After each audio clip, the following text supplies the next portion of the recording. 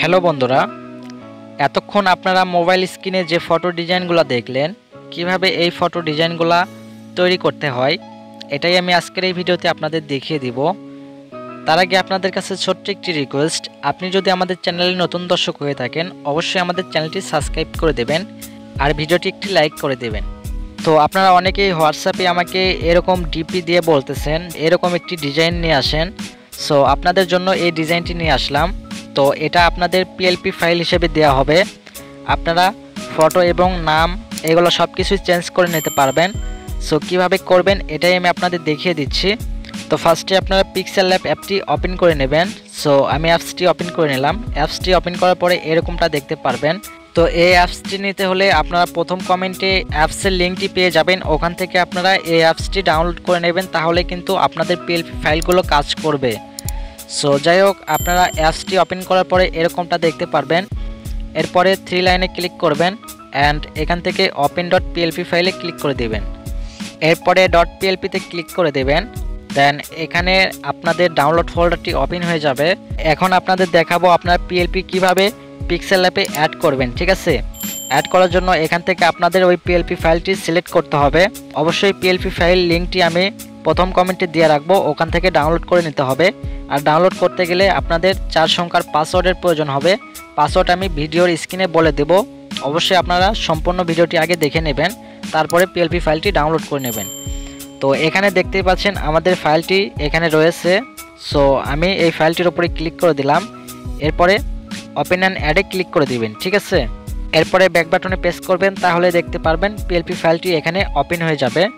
So এবার আপনাদের এই পিএলপি ফাইলটি কাস্টমাইজ করতে হবে, মানে এখান থেকে আপনাদের এই ফটোটি চেঞ্জ করতে হবে এবং এখানে যদি কোনো টেক্সট আপনারা পরিবর্তন করতে চান সেটাও করে নিতে পারবেন। তো কিভাবে করবেন এটাও আমি দেখিয়ে দিচ্ছি। এটা করার জন্য আপনারা লেয়ারে ক্লিক করে দিবেন।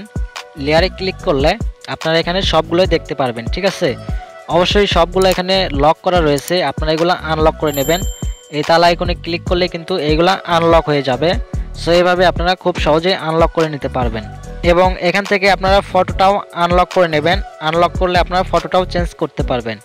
সো এবার দেখুন আমি আপনাদের ফটোটা চেঞ্জ করে দেখাই। এই যে ফটোটা আমরা হাত দিয়ে নাড়াইতে পারতেছি অ্যান্ড এখান থেকে আপনারা এই ফটোটি এইভাবে সিলেক্ট করে নেবেন।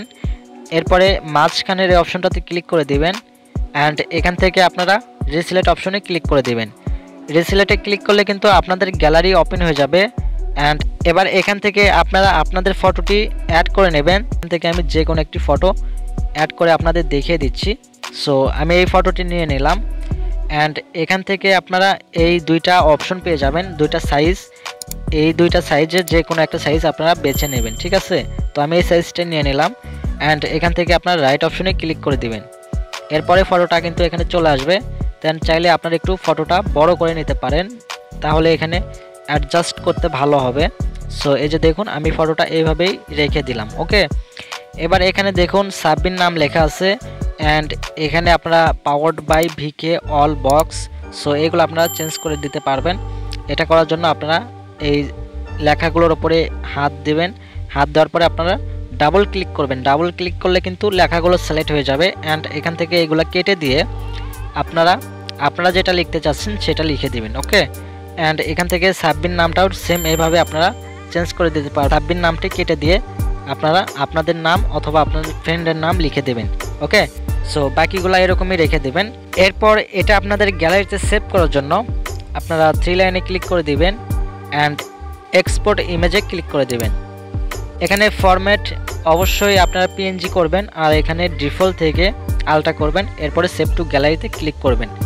আর আজকের এই পিএলপি ফাইলের পাসওয়ার্ড হচ্ছে MBMF। সো আপনারা এই পাসওয়ার্ডটি দিয়ে পিএলপি ফাইলটি ডাউনলোড করবেন। পিএলপি ফাইল ডাউনলোড লিঙ্ক প্রথম কমেন্টে দেওয়া আছে, ওখান থেকে ডাউনলোড করে নেবেন। ঠিক আছে, ডাউনলোড করে ভিডিওতে যেভাবে আমি দেখিয়েছি এভাবে আপনারা করে নেবেন, তাহলে কিন্তু হয়ে যাবে। সো সবাই ভালো থাকবেন, সুস্থ থাকবেন, দেখা হবে খুব শীঘ্রই নতুন আরও একটি ভিডিওতে।